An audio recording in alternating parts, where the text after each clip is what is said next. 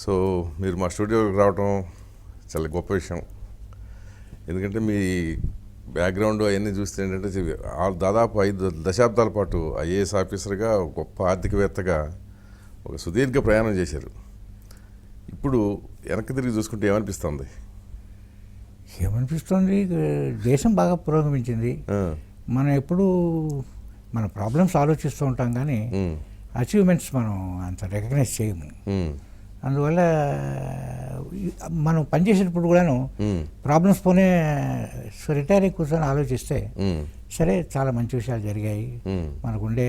తర్వాత పబ్లిక్ పాలసీలో యూజువల్గా అంత న్యూస్ పేపర్లో అన్ని చెడే రాస్తారు. మీరు 90 పాళ్ళు మంచి చేసినా కూడా అది న్యూస్లో రాదు. సో నేను ఈ పుస్తకం రాయడంలో ఒక కారణం ఏంటంటే ఇది ఎలా పనిచేస్తాం మేము, ఎలా జరుగుతుంది, దాంట్లో కష్టాలు ఏమిటి, నిష్ఠూరాలు ఏమిటి అనేది కొంచెం ప్రజలకు తెలియాలని అట్లా రాశాను. అంటే మీరు ఆర్థికవేత్తగా అంతర్జాతీయ వేదికల మీద అన్ని చోట్ల ఉపన్యాసాలు ఇచ్చి ఇప్పుడు రిటైర్ అయిన తర్వాత ఈ ఆత్మకథ రాయాలని ఎందుకు అనిపించింది అసలు? మొదట్లో అట్లా ఏమీ అనుకోలేదు. తర్వాత ప్రెషర్, యాక్చువల్లీ ఇంగ్లీష్ వర్షన్లో ప్రెషర్ వచ్చింది. ఎందుకంటే థింకింగ్ మనం మిగతా రెస్ట్ ఆఫ్ ది ఎకానమీస్ కంటే మన థింకింగ్ కొంచెం డిఫరెంట్. అంటే నేను ప్యూర్ ఫైనాన్స్ మ్యాన్ కాదు. సో మిగతా వాళ్ళంతా ఫైనాన్స్, డిమాండ్, సప్లై, మనీ అనుకున్నాను. అవును. నేనేంటంటే మనం సొసైటీ నుంచి వచ్చాం, విలేజ్ నుంచి వచ్చాం. So real economy, real world, దానికితే ఫైనాన్స్కి ఉండే సంబంధాలపైన ఫోకస్ చేశాను. అంటే ప్రాక్టికల్గా and more related to real sector.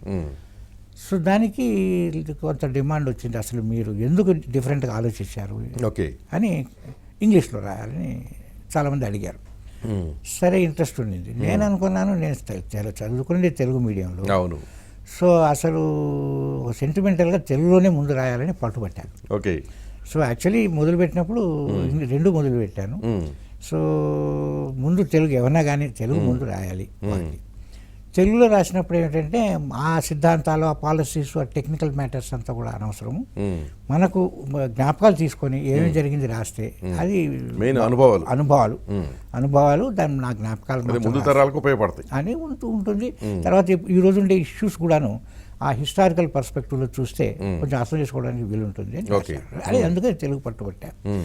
నాకు తెలుగు చదువుకున్న తర్వాత 40-50 ఏళ్ళ నుంచి దాన్ని వాడడం లేదు, రాయడం లేదు.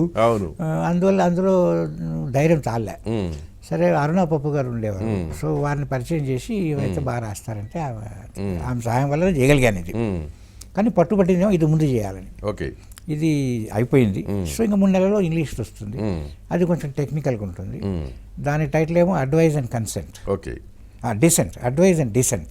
So when I advise and how I dissent కూడా actually it's equal emphasis, advice and dissent. My life in policy making. అక్కడ policy making dilemmas, technical, like మీరు ఇంట్రెస్ట్ రేట్ అనుకోండి, దాని రిలవెన్స్ ఏంటి, అది ఎక్కువ ఇంగ్లీష్లో చేస్తుంది. అది 3 నెలలకు వస్తుంది.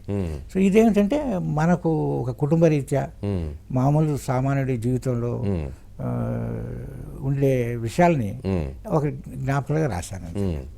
అదే ఒక ఊరు నేపథ్యం నుంచి వచ్చారు, అక్కడ నుంచి పాటూరు మా ఊరు, అక్కడ నుంచి చదువుకోవడం.